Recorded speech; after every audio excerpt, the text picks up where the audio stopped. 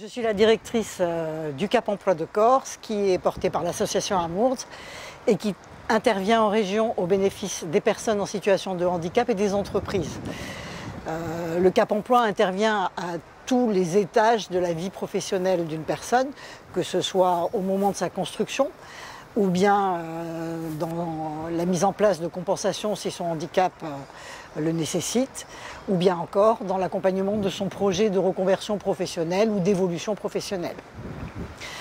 Nous sommes 15 personnes qui nous mobilisons sur le territoire pour les personnes et pour les entreprises, comme je le disais précédemment, et nous intervenons dès lors que nous avons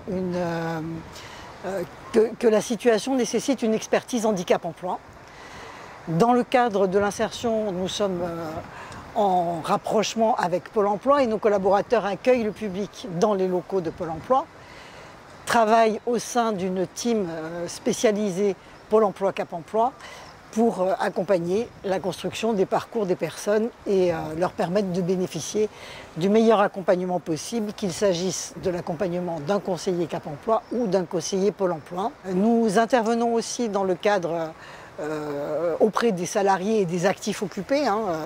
les salariés, les fonctionnaires, les agents de la fonction publique, quel que soit leur statut, les auto-entrepreneurs, les chefs d'entreprise, enfin toute personne en situation de handicap et de travail, pour les aider à maintenir leur emploi lorsque leur état de santé leur pose une problématique. Et à ce titre, nous apportons un conseil à la fois à la personne et aux entreprises, et nous les accompagnons dans la mobilisation des mesures qui peuvent les aider à maintenir cet emploi,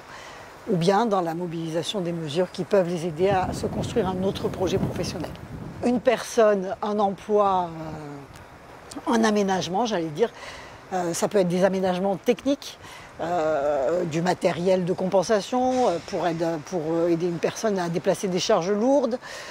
Ça peut être aussi du matériel ergonomique adapté, un fauteuil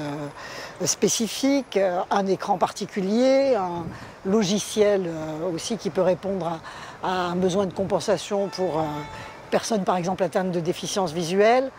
Mais ça peut être aussi des compensations humaines avec la mobilisation d'aides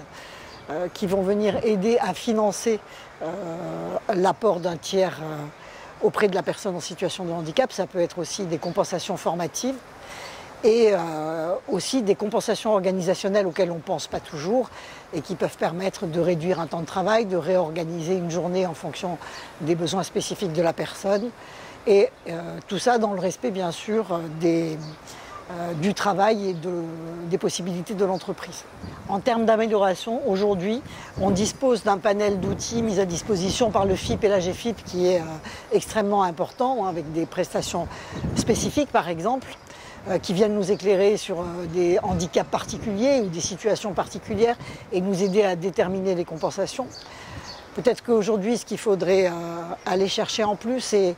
une collaboration plus importante avec les services de santé, fonction publique et